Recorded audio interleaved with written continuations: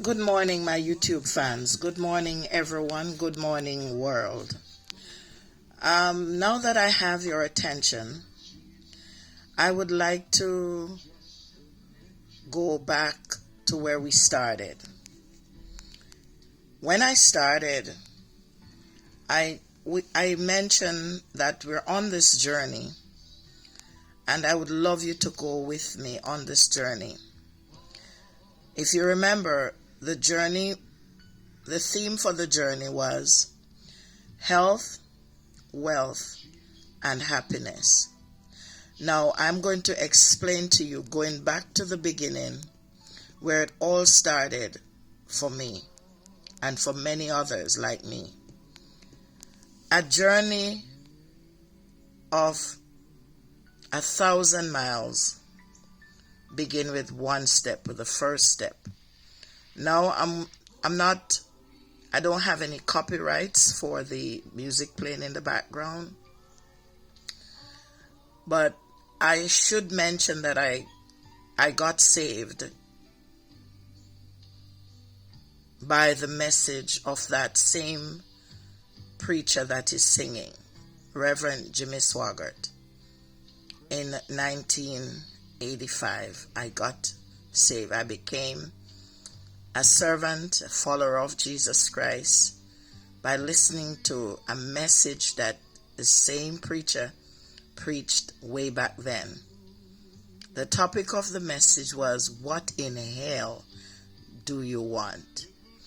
And when I listened to the message, I was actually sweeping my grandfather's house, sweeping the yard, my grandparents' yard, and we had this little black and white TV playing on the table in the living room, and something about the message drew my attention. Actually, the very topic of the message drew my attention because in my little 10-year-old mind, I was thinking, what kind of preacher would use words like that in a church? Because we know words like hell, people use it as a cuss word or as a swear word. And so I was not expecting to hear that coming out of a preacher's mouth. Long story short, when he described what is in hell and how real hell is, and actually gave scripture for his message, I found it in the Bible. I read it myself.